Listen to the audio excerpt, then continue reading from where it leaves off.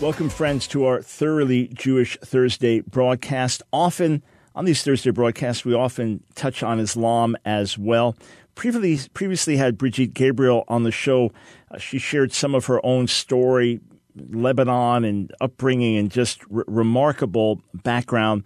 She is the founder of Act for America, and in the last week has been in the national spotlight because of a series of anti-Sharia marches that she helped organize.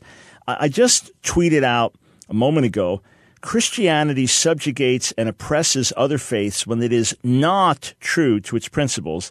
Islam does it when it is true to its principles. Brigitte, welcome back to the Line of Fire. Thanks for joining us today.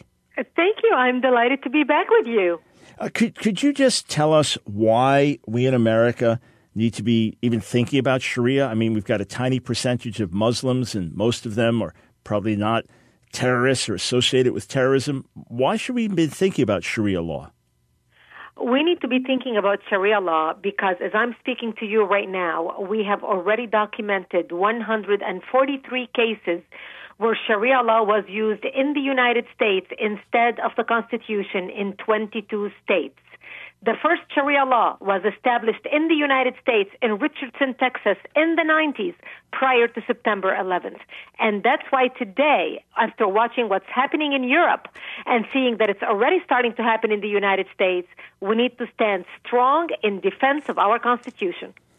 All right. Well, let me ask this. I've studied Islam a good amount, but I'm far more expert in Judaism. And in a religious Jewish community, they'll often have their own courts. They'll work out their problems between themselves, and people will live by rabbinic law. And they do their best not to go to the secular courts. It doesn't seem to be hurting anybody or a danger. Why is it any different with Islam? Because Islam is very different than Christianity or Judaism. Remember, our society and our laws are based on Judeo-Christian value system and Judeo-Christian set of rules and principles. So when people go to Jewish court to work out differences, family differences, their judgment is compatible with the U.S. Constitution. They just decided to do it in religious laws. Under Islam, under Sharia law, a woman is worth half of that of a man. A woman does not have right to custody of her children once they reach the age of 6 years old. They will become the property of the husband. She will not be allowed to see them or socialize with them or do anything with them. Sharia law encourages female genital mutilation.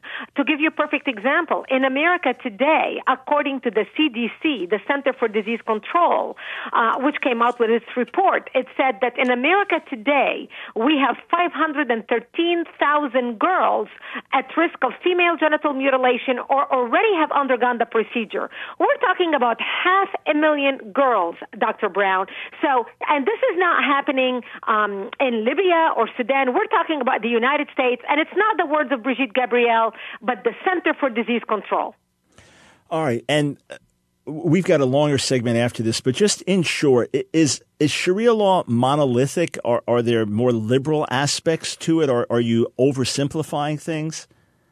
Sharia law is the codification of the Quran. There is no liberal aspects of Sharia law. There are the things that rules how a Muslim should live and pray and eat, etc., and that's fine. We have no problem with that, whether people want to wash their hands before they eat their meal or not. But the problem is that Sharia law is completely different than our Judeo-Christian value system because it has no respect for human rights. It calls on the killing of apostates, people who decide to leave their religion. It calls on killing of the LGBTQ community. It degrades women. A woman is the property of her husband to be raped, tortured, and all that type of stuff. And that's not compatible with our democracy or our set of laws. Welcome, friends, to The Line of Fire. It is Thoroughly Jewish Thursday. But as I just mentioned in the last segment, we often intersect with larger Middle Eastern issues and larger religious issues, including Islam. My guest, Brigitte Gabriel, you can read more about her at actforamerica.org, actforamerica.org. She's the author of the book, They Must Be Stopped. Brigitte, when you speak of they in your book, They Must Be Stopped, who are they? They are the radical Islamists bent on our destruction. Those who are committing terrorist attacks around the world today, those who are beheading people, those who run and stab people with a knife, like what we saw in Detroit and Michigan, in Flint, Michigan yesterday. Those are the radicals that I am talking about, because we need to come together as people in the West, all of us, whether we are Muslims, Christians, Jews, Sikhs, Hindus, gays, lesbians, we need to come together as a united front to fight the radicals who are bent on our destruction. All right, you launched these marches in a number of different cities, marches against Sharia. And the perception, the way the liberal media would report it, is if you are the bad, violent guys and the protesters are the progressives. What actually happened at these marches? Well, it was ironic the way it was covered, but then again, what else do you expect from the leftist media? What we did is literally bring everyone together. We were all united against Sharia. We brought people from all communities. For example, the march in New York was organized by two LGBTQ members, by two couple gay guys. The march in Syracuse was organized by a Jewish mother. The march in Atlanta was organized by a Muslim man named Muhammad. The speaker, we had a former imam speaking in Seattle. We had an Iranian doctor, an Islamic doctor named Muhammad, who spoke in Virginia Beach, who's from Iran and speaking about the atrocities of Sharia law. We also had an apostate, Miriam Ibrahim, the lady who was on death row in Sudan for becoming an apostate by basically marrying a Christian man. As a matter of fact, the Sudanese government had her in shackles in jail, where she gave birth to her child, and only after international interference that she was able to come out. So Act for America brought people together to shine a light about female genital mutilation in the United States, about apostates in the United States, about honor killing in the United States. The Justice Department came out with a report saying that in America today, we have between 23 and 26 murders, honor killings per year in the United States. The march also coincided with the bombing of the nightclub, the massacre at the nightclub in Orlando, the Pulse nightclub, where the Islamists attacked it because it was a gay nightclub. So we wanted Americans to come together and basically shine a light and try to educate people about Sharia law. Unfortunately, the same lefties who scream about tolerance and diversity and freedom silence those who were speaking the truth in defense of victims of human rights. Yeah, and there were even some attacks on your marches, weren't there? Correct. Antifa and the radical left, Black Lives Matter and their cronies. We actually had professional protesters made by Soros to come out and protest. In New York, they threw urine on the reporter who was actually marching with us doing a story. And there were multiple arrests across the nation, not from our side, but they were all from the side of the leftist radicals who showed up to basically create violence. All right, so maybe you can shed some light on this, but the same leftists that so militantly oppose conservative Christians and conservative Christian values, they seem to side with Islam, which is obviously far more conservative in a radical sense, but also violent in its methods and means. Why do you think that is? Basically, the leftists are used as the useful idiots at the hands of Islamists with an agenda. But the sad reality about this is what's bringing them together is their common hatred of everything we stand for. They see a different America and a different West than the way we see it. But I'm going to focus on America. When you see, for example, people like Linda Sarsour, who's a Palestinian activist, who advocates for jihad and advocates for Sharia law, actually touts Saudi Arabia as the example of how lucky they are to have Sharia law. When you look at her, she comes from a Palestinian family linked to terrorism. Many members of her family are in Israeli jails for acts of terrorism. Her husband was investigated for terrorism questions. So you have someone like that.